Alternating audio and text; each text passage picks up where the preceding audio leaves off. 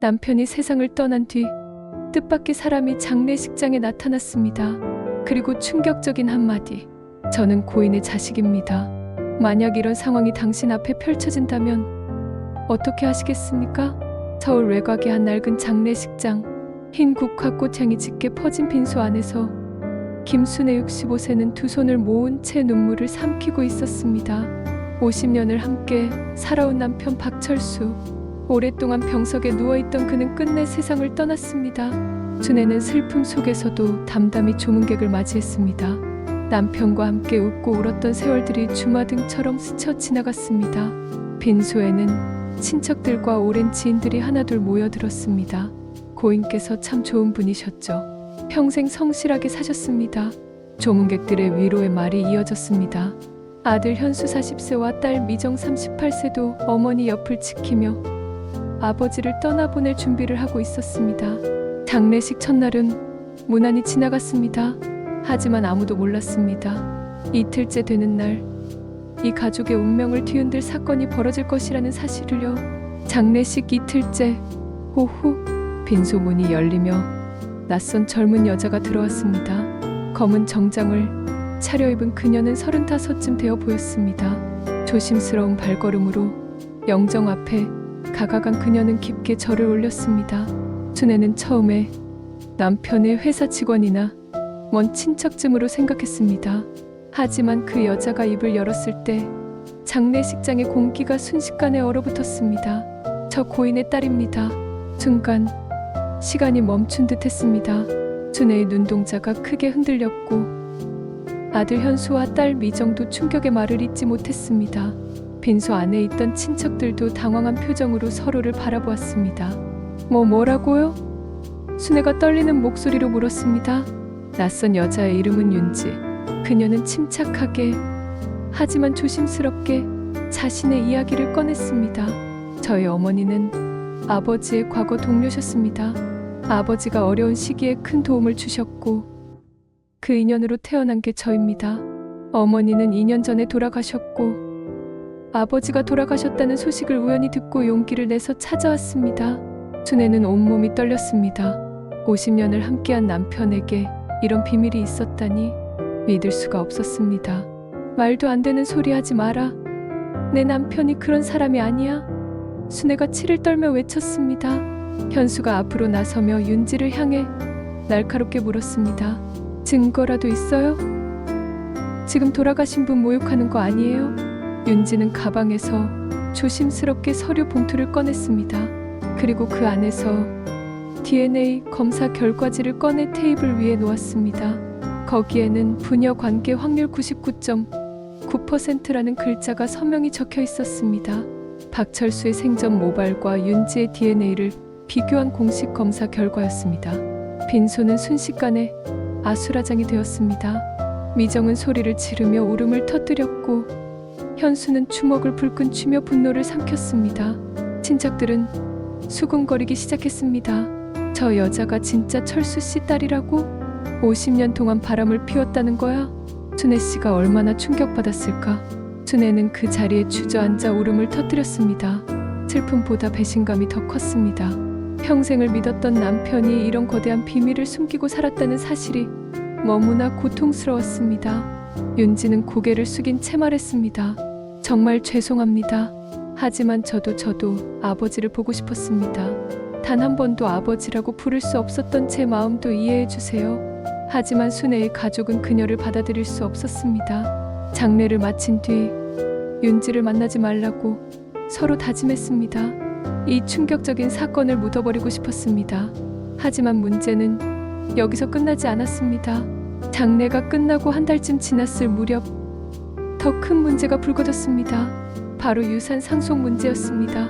박철수는 평생 성실하게 살아온 사람이었습니다. 작은 플라스틱 부품 공장을 운영해왔고 서울 근교의 땅 한 필지도 소유하고 있었습니다. 자식들에게 남긴 유산은 약 10억 원 규모였습니다. 순애와 자식들은 유산을 정리하기 위해 변호사와 상담을 시작했습니다. 그런데 변호사 사무실에서 뜻밖의 손님과 마주쳤습니다. 바로 윤지였습니다. 왜 여기 있는 거예요? 현수가 날카롭게 물었습니다. 윤지는 담담하게 대답했습니다. 저도 법적으로 아버지의 상속인입니다. 상속에서 제외하지 말아주세요. 변호사는 난처한 표정으로 설명했습니다. 혼의 자식이라 하더라도 DNA 검사로 친자관계가 입증되면 법적으로 상속권이 인정됩니다. 민법상 모든 자녀는 동등한 상속 권리를 가집니다. 순애는 믿을 수 없다는 표정으로 윤지를 노려보았습니다. 정말 돈 때문에 나타난 거구나. 장례식장에서 울던 건 다 연기였어? 윤지는 고개를 저으며 눈물을 흘렸습니다. 아닙니다. 돈 때문이 아니에요. 저도 아버지를 아버지라고 부르고 싶었던 것뿐입니다. 하지만 저도 살아야 하잖아요. 어머니가 돌아가신 뒤 혼자 생활하고 있고 빚도 있습니다. 법적으로 제 권리를 지키고 싶을 뿐입니다. 미정이 소리쳤습니다. 우린 단 한 번도 내 존재를 알지 못했어. 우리 가족이 얼마나 힘들게 살았는지 알아? 지금 와서 권리를 주장하는 게 말이 돼? 하지만 법은 냉정했습니다. 혈연관계가 증명된 이상 윤지에게도 상속권이 있었습니다. 갈등은 점점 깊어졌고 결국 법정 다툼으로 번졌습니다. 상속 재판이 시작되었습니다. 양쪽은 치열하게 맞섰습니다. 순애의 가족은 윤지가 생전에 각철수와 교류가 없었다는 점을 강조했고 윤지 측은 친자관계가 명백하다는 DNA 검사 결과를 제출했습니다. 재판이 진행되던 중 뜻밖의 사실이 밝혀졌습니다. 박철수가 3년 전 비밀리에 유언장을 작성해 두었던 것입니다. 변호사가 법원에 제출한 유언장에는 놀라운 내용이 적혀 있었습니다.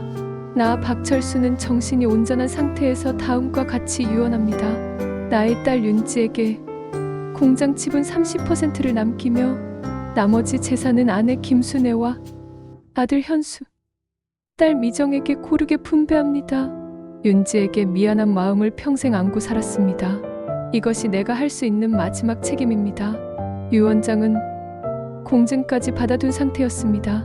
즉 윤지의 존재를 박철수가 생전에 인정했고 그녀에게 재산을 남기기로 결정했다는 명백한 증거였습니다. 법정은 술렁였습니다. 순애는 그 자리에서 얼굴이 새하얗게 질렸습니다. 그럼 그 사람은 평생을 속여왔다는 거야? 현수와 미정은 분노에 차 울부짖었습니다. 아버지가 우리 가족을 배신했다니 차라리 몰랐으면 좋았을 텐데. 법원은 유언장의 진위를 검토한 끝에 이를 유효한 법적 문서로 인정했습니다.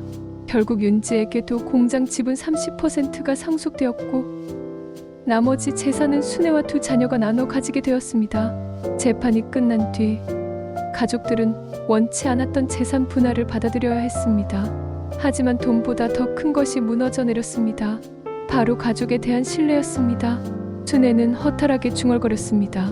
재산보다 더 아픈 건 남편이 내게 평생 비밀을 숨겼다는 사실이구나. 내가 믿었던 50년이 뭐였을까? 윤지는 상속을 받았지만 그녀 역시 행복해 보이지 않았습니다.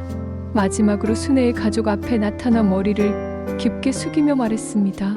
정말 죄송합니다. 저도 원해서 태어난 건 아닙니다. 하지만 저 역시 아버지의 딸이라는 걸 부정할 수 없었습니다. 아버지가 살아계실 때 한 번이라도 만나고 싶었습니다. 그게 제 평생 소원이었습니다. 순애는 아무 말도 하지 않았습니다. 용서할 수도 받아들일 수도 없었습니다. 그저 고개를 돌렸을 뿐입니다. 빈소에서 시작된 충격적인 고백은 결국 가문의 운명을 바꿔놓았습니다. 숨겨둔 진실은 결국 드러나고 말았습니다. 당신이라면 어떻게 하시겠습니까? 배우자가 세상을 떠난 뒤 숨겨둔 자식이 나타난다면 그를 가족으로 받아들이시겠습니까?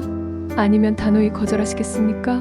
이 이야기는 단순한 유산 다툼을 넘어 가족의 의미, 신뢰, 그리고 용서에 대해 깊은 질문을 던집니다. 법적으로는 명확한 답이 있을지 몰라도 감정적으로는 누구도 쉽게 답할 수 없는 문제입니다. 여러분의 생각은 어떠신가요? 댓글로 의견을 들려주세요. 이런 충격적인 실화와 법률 이야기가 궁금하시다면 구독과 좋아요 부탁드립니다. 여러분의 구독 하나가 더 좋은 콘텐츠를 만드는 힘이 됩니다. 감사합니다.